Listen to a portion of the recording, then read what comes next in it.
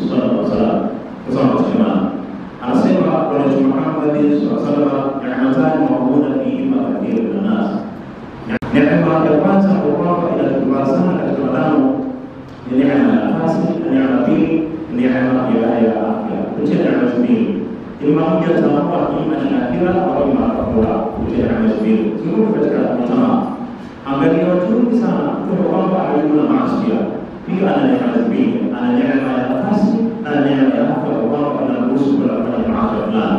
Ili hivyo wale pia kwa kwamba wanakuwa na Mungu na pia na neema mbili. Na wale pia wana neema moja, wana neema ya nafasi au neema pia ya afya kwa kwamba anaruhusu itaswali zaidi ya mashauri kufanya kirasi na watamani. Kutia neema mbili kwa sana. Tutakuwa njia ya kwamba ile wasili pia tutapata afya za Allah subhanahu wa ta'ala duniani pia na akhera. Allah subhanahu wa ta'ala anasema ya ayyuhalladhina amanu taqullaha wa taqullu nafsan inna Allaha khabirun bima ta'malun. Ya ayyuhalladhina amanu inna Allaha tumeamini ittaqullaha shay'un mashmu'un wa huwa mashmu'un haki ya kumcha wala tangu rasma qaddamat lillah na itazame nafsi yako ni kile ambacho kimetanguliza kisha katika akhira yake. Alwalio katika hadithi inasema an Abi Hurairah radhiyallahu anhu qala, hadithi kutoka kwa Abi Hurairah radhiyallahu anasema qala Rasulullah sallallahu alaihi wasallam, anasema kwa daraja ya Mtume Muhammad sallallahu alaihi wasallam, la yalqu mu'min fi ju'al wahid maratayn. Mu'min wa kweli hauli katika shimo moja mara mbili. Mu'min wa kweli hauli katika shimo moja mara mbili. Kwa tafsiri hadithi hii Imam Nawawi rahimahullah ta'ala anasema katika Sharh Muslim wakati anafasiri maana hii anasema anna al-mu'mina al-haqiqiyya al-mu'min wa kweli dha aql. Kwanza ni mwenye akili, sifa ya muumini wa kweli dha aql ni mwenye akili wa tadabbur na ni mwenye mazingatio ndani yake. Fa idha waqa fi khata'i, pindi anapoingia katika makosa aina yote, au khud'a fi marad, au akadanganya pia kwa mara moja, la yaudu ila mithlihi, hataweza kurejea katika ile makosa ambayo amefanya awali, wala yakhdha'u ta'ala, na pia hataweza kudanganya kwa mara ya pili. Nangu nasema haya kwa munasaba wa hali ya kwamba tulipata kushuhudia katika masiku yaliyopita hapa, hali ilikuwa shahali kama ile ladha ambapo kwamba tuliyoja ladha ya amani na ladha ya kuwa na amani. Alhamdulillah, sote tunazionja ile ladha mara kwanza kwa watu tunayo kwa wingi amani. Alhamdulillah, tulishaionja ile ladha ya kutokuwa na neema ya amani pia. Alhamdulillah, ndio tunashaiona hivi sasa. Bwana Muhammad sallallahu alaihi wasallam anasema la yalqu mu'min fi ju'al wahid maratayn. Mu'min wa kweli haoni kwenye shimo moja mara mbili. Mu'min wa kweli haoni kwenye shimo moja mara mbili. Imam Nawawi pia anataka usije hapo. Mu'min wa kweli sifa yake ya kwanza la akili, ni mwenye akili timamu, watadabbur, na pia ni mwenye mazingatio. Mu'min wa kweli fa idha waqa fi khata'i, ina anapoingia katika kosa ile ya mu'min wa kweli au khud'a fi marad, au akamdanganya kwa mara moja, la yaudu ila mithlihi, hataweza kurejea tena au mu'min wa kweli katika ile kosa ambayo alifanya, wala yakhdha'u fiha al-ukhra, na pia hataweza kudanganya pia mara mbili pia na mtu mwingine katika kosa ile kwamba alipata kudanganya na mtu huyo mara ya kwanza. Al-Imam Ibn Abbas rahimahullah anasema ila al-mubaharati laysat fi sabil Islam, hakika ya maandamano si katika njia ya Kiislamu, wa innama hiya min asabibi al-fitan wa shurur.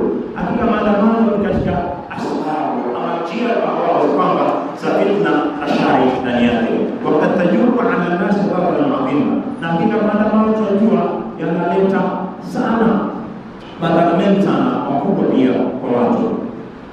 Watuadhi ila al-fawda wa safki dimaa, na maandamano pia huleta vurugu, machafuko na kumwagika damu. Zangu haya ambayo tunasema tunatawali basi pia sisi tumetukuta masikio yaliyopita tuliyapata na vurugu pia tukazipata pia, na damu pia zikawanyika. Kuna baadhi ya watu zetu pia kuna upi hatunao, kuna baadhi ya ndugu zetu pia kuna vilema, kuna baadhi ya ndugu zetu pia kuna pia, kila mtu alipata hasara kwa namna yake kupitia haya maandamano kwamba tulikuwa tunaendesha katika masiku ile yaliyopita. Sasa hivi maandamano si katika njia ya Uislamu, tunasema maandamano si katika njia ya Uislamu, kwa sababu pia madhara yake ni makubwa sana kuliko faida yake. Madhara ya maandamano ni makubwa sana kuliko faida yake. Tumeona katika masiku yaliyopita kama ni madhara, alhamdulillah tumeyaona, na kama pia ni pia ya utamu na watu kunyota katika masiku yaliyopita.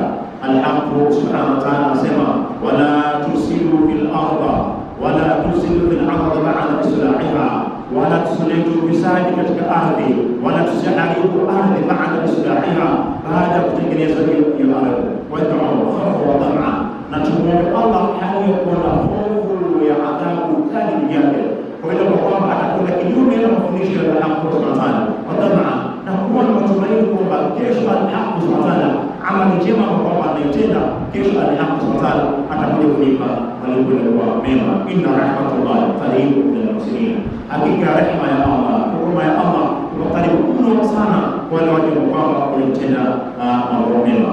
Mambo Kathir pia akasema fa idha fa'ala an-nas al-ma'asi, pindi watu wanafanya maasi yoyote, wataka kutaa na kaasha taa na utiifu yoyote, faqad asadu fil ardh, hakika watu hao watakuwa wamefanya ufisadi katika ardhi. Fatahalikul hadha wa nasara, baada ya sasa watu watamwagika damu zao, na pia mazao pia yatakuja kuharibika. Tunaona mjini hapa hatuna mashamba, isipokuwa watu wengi wana biashara, uwe na kula sokoni, uwe na kula mjini kwa ajili ya kuangaikia ugali wa kila siku. Lakini baada ya kutokea machafuko haya yanayotokea, kila mtu alikuwa nyumbani kwake, hakuna mtu alikuwa hata kutoka barabara kuu, pia hakuna alikuwa kutoka katika barabara kuu katika miji yetu. Sababu ni nini? Kuna machafuko yanayotokea. Tunatazama yote haya yanatukumba sisi kwa kwamba tumeanzisha, yani sisi kwa tumeanzisha tuliyapata madhara yake ama faida yake pia tulipata. Lakini sasa mwenye kumwaga damu sasa, hali hii ya machafuko katika mitamaa, mwisho wake pia kuna baadhi ya watu wanakosa vilivyo vyao, kuna baadhi ya watu wanamwaga damu zao, kuna baadhi ya watu pia mashamba yao, mali zao pia yote vinaharibiwa kwa siku moja. Baada ya kuzungumza wiki moja kabla ya maandamano, kusema leo hii kuna maana, lakini ile nyumba yako ambayo umejenga kwa muda miaka 20 ina thamani ya 10, 20 mpaka 100, ikipigwa kwa moja tu inasambaratika kwa siku moja. Lakini sababu nini? Machafuko haya siku moja yapata kuharibu juhudi zako zote katika muda wa miaka 20 kwamba umepata kuzipigania. Ndio machafuko yanatokea, yalipata aliyekuwemo na asiyekuwemo, alianzisha na asiyeanzisha. Kuna baadhi ya watu walikuwa wamekaa nyumbani mwao tu, lakini kwa kadri ya Allah akajalia ikawa mwisho wa safari ya uhai wao katika maisha ya dunia. Kuna baadhi ya watu walitoka barabarani pia wanapata madhara aina yote, yaliwapata waliokuwepo pia na asiyokuwepo. Hivyo sasa tunasema machafuko katika miji yetu hii, sisi tunapo kwamba tunapata madhara makubwa sana, na sisi kwa kwamba tutalipa ile gharama ya machafuko kwamba tunapata kuyaanzisha. Walihadha qala subhanahu wa ta'ala, kupitia haya pia Allah subhanahu wa ta'ala akisema wad'uuhu khawfan wa tam'a, na tumwabudu Allah subhanahu wa ta'ala, na tumuombe Allah subhanahu wa ta'ala khawfan, hali ya kuwa na hofu kwamba kesho Allah subhanahu wa ta'ala atakuja atalipa adhabu ya amali mbaya kwamba anaitenda. Wa tam'a, na tambua kwamba kesho Allah subhanahu wa ta'ala atakuja atatulipa amali njema kwamba tunazo hapa duniani. Inna rahmatullahi qaribun minal muslimin, hakika rehema za Allah ziko karibu mno sana wale wale kwamba wanatenda yale mambo mema. Bwana Muhammad sallallahu alaihi wasallam anasema la yaldafu mu'min fi ju'al wahid marratayn, mu'min wa kweli hakuumi kwenye shimo moja mara mbili. Mu'min wa kweli hapati madhara pia kwenye kosa moja mara mbili. Kama tulifanya makosa, basi tuseme tusirudia makosa haya. ili pia tusikaingia madhara makubwa, tusikapata damu pia, tusikapata kila aina ya machafuko na maharibiko katika miji yetu. Al-Hafidh Ibn Hajar al-Asqalani rahimahullah ta'ala anasema katika Fathul Bari, katika kitabu chake anasema hadhihi al-hadith, hadithi hiyo kwamba tumehadithiana asl fi ta'allum wal adab. Hadithi hii pia asili yake pia ama madhumuni yake pia ni kwa ajili ya kujifunza kielimu pia na adabu ndani yake. Yastadulu bihi ala anna al-mu'min, inajulisha pia kwamba muumini wa kweli yanbaghi inatakikana an yakuna hadhiran adhima, huwa mwangalifu mno sana katika kila mambo kwamba anatenda, ili asije akosea katika yale mambo anatenda. La yukarrir al-khata al-wahid, wala haitakiwi pia kwa muumini kurudia ama kurudia makosa moja pia zaidi ya mara moja. Wala yaqau fil hadi'ati maratayn, wala haitakani kwa muumini wa kweli kuingia pia katika udanganyifu pia mara mbili. Mara kwanza ukidanganya pia basi ni kosa la kwanza, usikaingie pia katika udanganyifu wa aina yoyote kwa mara mbili. Zangu wenda tukahisi kwamba sisi tunaonewa sana, wenda tukahisi sana sisi tuko katika kila aina ya udhalili, lakini njia kwa kwamba tunatumia kudai haki zetu si njia hiyo. Tazama, tuchukue picha moja wakati Nabii Muhammad sallallahu wakati kumaka pale, wakati wameanza kulingania dini ya Uislamu, hadi kwa dini ya Uislamu ngeni sana katika watu wengi kwa maka pale. Tunamuona sahaba mmoja Bilal ibn Rabah pia alipata tabu sana, maudhi sana, kero sana, na kila aina ya mateso sababu pia alipata kuyaona pale Maka. Lakini sasa Mtume na sahaba zake hapo ile siku moja kwa maana kwamba wanashika mambo na ingia barabarani na bila kwanza kwa maana. Bilal pia alikuwa anatolewa mchana wa kali, jua la adhuhuri pia anaweka pale katika jangwa, mchanga wa jangwani pia analaza pale, anaikwa mawe pia juu yake pia na chini yake pia, ili pia apate kumkufuru al-Haqq subhanahu wa ta'ala. Lakini kauli yake ilikuwa ni ahad mpaka Sayyidina Abu Bakar pia akapata kumkomboa, akamnunua akawashukuru. Sawa, mwangalie pia Ammar bin Yasir, yeye pia na familia yake pia walipata kuteswa sana, mateso makubwa sana, lakini hata siku moja Mtume hakuwa kwa ajili ya kudai pia sawa katika njia kwamba tunatumia si katika njia ya Uislamu. Machafuko yake ni makubwa sana, madhara yake pia ni makubwa sana, lakini faida yake pia ni ndogo sana katika mtama. Faida kwa kwamba tunatumia kudai kwamba tunadai haki zetu, faida yake ni ndogo sana. Kwa kwamba tunaharibia mali zao pia, tunafanya kila aina ya maharibifu pia. Wakuta wengine wana mila zao, wanaharibu, kuna watu wanalipa pia, kama bila hujafanya chochote. Naam, si katika njia yetu. Turudi katika njia yetu. Njia yetu sio Uislamu, si katika njia ya machafuko, si katika njia ya uhuru, wala si katika njia ya maharibifu ya sabuni. Na hata kama ikiwa ikitokea vita ina yote pia, haiko katika hali hii ndugu zangu. Uislamu kama jina yake pia ni amani pia. Naam, vyema sana tudumishe amani kwa mambo pia, ili pia ili salama pia katika ibada zetu. Kuna picha imani pia pia ama sisi pia wala hatusali Ijumaa.